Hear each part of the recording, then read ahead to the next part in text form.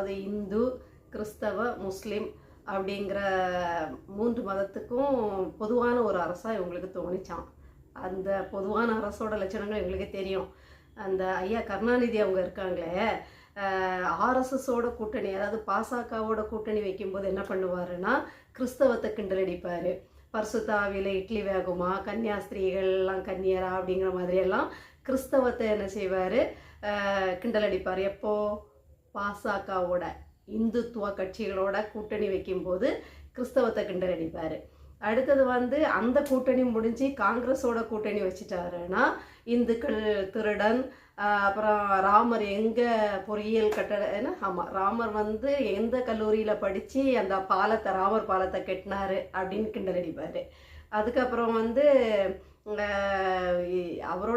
அவர்லேருந்து அவரோட மகன் வரைக்கும் தேர்தல் அறிக்கை எப்படி கொடுப்பாங்கன்னா, நாங்கள் சிறுபான்மையினருக்கு பாதுகாவலர்கள் அப்படின்னு கொடுப்பாங்க. இப்போ கூட சமீபத்தில் இந்த கடந்த தேர்தலில் கொடுத்த அறிக்கை தான் ஹைலைட்டு. எப்படின்னா, நாங்கள் இந்த இஸ்லாமிய அப்பாவி சிறை கைதிகளை விடுதலை செய்வோம் அப்படின்னு பொய் சொல்லி தான் அரசாட்சிக்கு வந்த பிறகு என்ன சொல்லிட்டாங்க, அவங்க இன்னும் அதே மனநிலையில் தான் இருக்காங்க.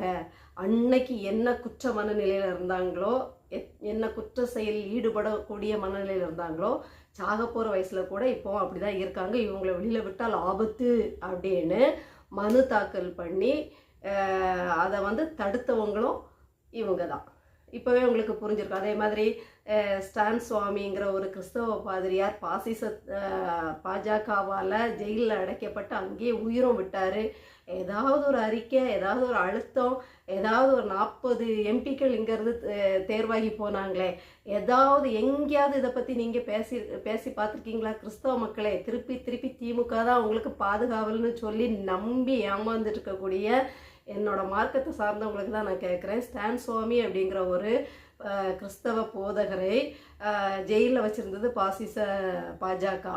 என்னைக்காவது இந்த திமுக அரசு அதை கண்டிச்சோ, இல்லைன்னா இங்கேருந்து நீங்கள் தேர்வு செய்து 40 கொத்தும் கொலையுமா அனுப்புறீங்களே எம்பிக்கள், எங்கேயாவது போய் டெல்லியில் அழுத்தம் கொடுத்து நீங்கள் பார்த்துருக்கீங்களா? இன்றைக்கி அவர் உயிரோடவே இல்லை, ஜெயிலே தன் வாழ்நாள் முழுக்க கழித்து இறந்தே போனார்.